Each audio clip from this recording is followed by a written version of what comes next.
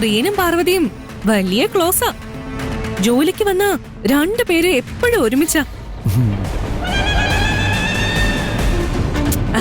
ആഹാരം കഴിക്കുന്നത് പോലും ഒരുമിച്ചാ.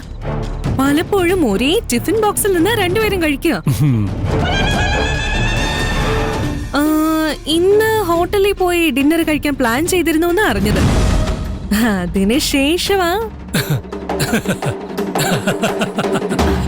രണ്ടുപേരെ കാണാനില്ലെന്ന് പറയുമ്പോ സാർ ചിരിക്കുകയാണോ?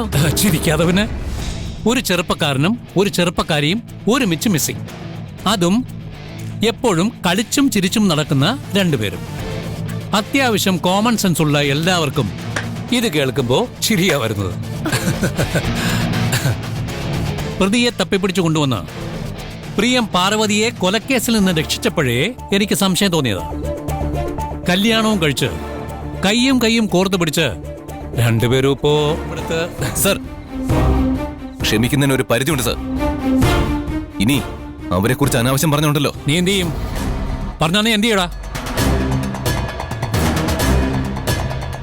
ഇതേ എന്റെ സ്റ്റേഷനാണ്. ഇവിടെ കയറി വന്ന് എന്റെ നേരെ ഒച്ച വെച്ചാൽ ആരാ എന്താന്നൊന്നും ഞാൻ നോക്കില്ല. നിങ്ങൾ വായിൽ തോന്നിയത് പറയാൻ തുടങ്ങിയിട്ട് കുറെ നേരമായി. ഇനിയും ഞങ്ങൾ ക്ഷമിച്ചെന്ന് വരില്ല.